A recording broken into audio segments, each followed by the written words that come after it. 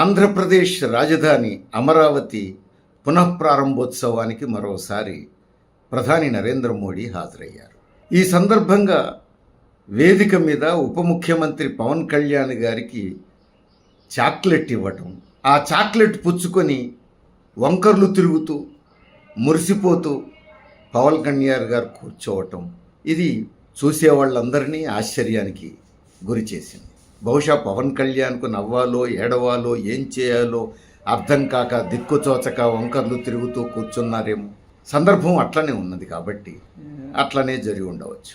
అయితే ప్రధాని నరేంద్ర మోడీ ఇప్పుడే కాదు, 2015 అక్టోబర్ 22వ తేదీన కూడా రాజధాని శంకుస్థాపనోత్సవానికి హాజరయ్యారు, శంకుస్థాపన చేశారు. అప్పుడు కూడా ముఖ్యమంత్రి చంద్రబాబు నాయుడు గారు. ఆ సందర్భంగా రాజధాని నిర్మాణానికి పెద్ద ఎత్తున నిధులు సహాయం చేస్తుంది కేంద్ర ప్రభుత్వం అని ఆంధ్రప్రదేశ్ ప్రజలు ఆశించారు. ప్రధాని వస్తూ ఏదో మూట తెస్తూనే ఉండవచ్చు అని చెప్పేసి ఆశపడ్డారు. అయితే ప్రధాని ఒక మూట తేనె తెచ్చారు.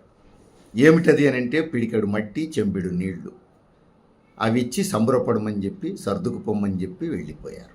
ఆశ్చర్యపడటం ఆంధ్రప్రదేశ్ ప్రజల వంతైంది. చంద్రబాబు నాయుడు గారికి దిక్కుతోచని స్థితి, ఆంధ్రప్రదేశ్ ప్రజలు ఏం చేయాలో అర్థం కాని స్థితి. వీళ్ళు ఆ కన్ఫ్యూజన్ నుంచి బయటపడేలోపు ప్రధాని ఢిల్లీలో చేరిపోయారు. ఇంతకాలం తర్వాత మళ్ళా అదే చంద్రబాబు నాయుడు గారు ముఖ్యమంత్రిగా ఉన్న సమయంలో రాజధాని పునఃప్రారంభోత్సవానికి మళ్ళీ ప్రధానమంత్రి నరేంద్ర మోడీ హాజరయ్యారు.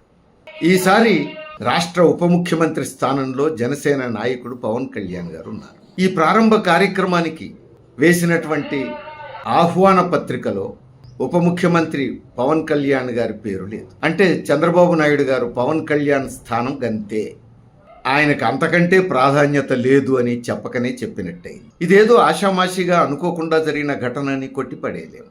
ఎందుకంటే చంద్రబాబు నాయుడు గారు కొత్తగా రాజకీయాల్లోకి రాలేదు, పవన్ కళ్యాణ్ కొత్తగా వచ్చారు. చంద్రబాబు నాయుడు గారు అనేక ఒడిదుడుకులు, ఎత్తుపల్లాలు చూసినటువంటి అనుభవశాలి, తలపండిన రాజకీయ నాయకుడు. కాబట్టి ఎవరిని ఎక్కడ పెట్టాలో, ఎవరిని ఎత్తాలో, ఎవరిని దించాలో అనుభవపూర్వకంగా అనేక విషయాలు తెలిసినటువంటివి.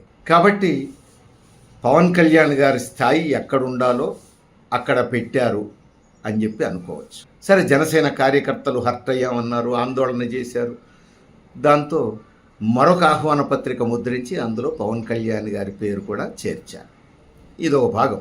మరి ప్రధాని నరేంద్ర మోడీ ఢిల్లీ నుంచి చాక్లెట్ పట్టుకొని రావడం ఏమిటి, అది పవన్ కళ్యాణ్కి ఇవ్వడం ఏమిటి, అది చూసుకొని పవన్ కళ్యాణ్ మురిసిపోవడం ఏమిటి, వంకర్లు తిరగడం ఏమిటి, ఇది అందరికీ ఆశ్చర్యం కలిగించినటువంటి అంశం. అంటే ప్రధానమంత్రి నరేంద్ర మోడీ పవన్ కళ్యాణ్ గారి స్థాయి చిటికన వేలు పట్టుకొని నడిచే స్థాయి అని తేల్చిపడేశారా?